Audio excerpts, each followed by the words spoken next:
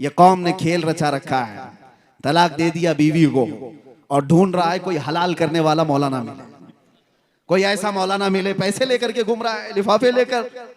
मुफ्ती साहब ने कह दिया नहीं तलाक हो ही गई है, तो कहा ये पूरे मुफ्ती नहीं दूसरे को ढूंढता हूं, दूसरी जमात के भी ऐसे कुछ मौजूद होंगे। अब तो कुत्ता कह सकता हूं,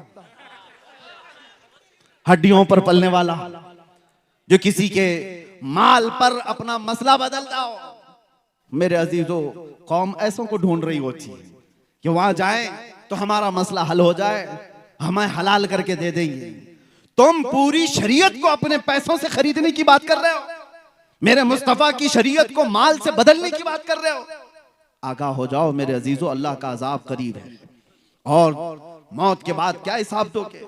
अगर तुम्हारे पास बात आ गई कि तुमने गलत किया है, सर झुका लो।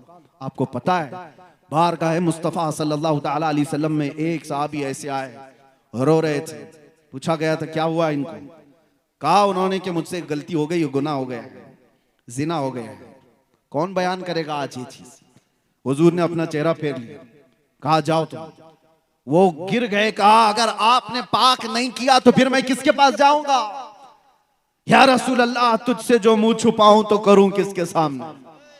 मेरे आका ने खड़ा करके पूछा, होश में बोल रहे हो, नशे में तो नहीं, गुस्से में या मदहोशी में तो नहीं।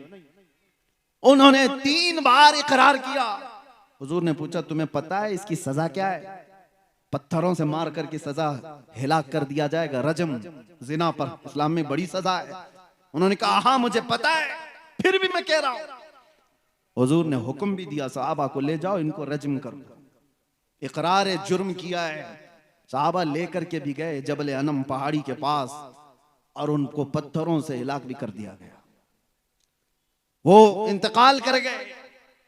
मेरे अजीजों, ये वो लोग थे जो अपनी आखिरत से डरते थे। उन्हें पता था इस्लाम दुनिया में ज्यादा से ज्यादा मौत तक की सजा हो जाएगी, लेकिन आखिरत की सजा कौन बर्दाश्त करेगा। वहां तो मौत है ही नहीं, वहां मौत है ही नहीं आखिरत में। जिसको सजा दी जाएगी वो कंटिन्यू हो जाएगी, इसलिए आखिरत की सजा से डरते थे। और जब कभी उनको कोई उनकी कमी बताता था तो फौरन तौबा कर लेते थे। आज हमें भी चाहिए मेरे अजीजों, कौम से मैं कह रहा हूं, अगर उलमा तुम्हारी किसी चीज की तरफ इशारा करें, खास तौर पर बड़ी बुराइयों में मुब्तला लोग, तो नाक भौं सकेड़ने की जरूरत नहीं, सर झुका लो। मेरा दीन यही है जो तुम्हें पाक और साफ करके अल्लाह की बारगाह में लाना चाहता है।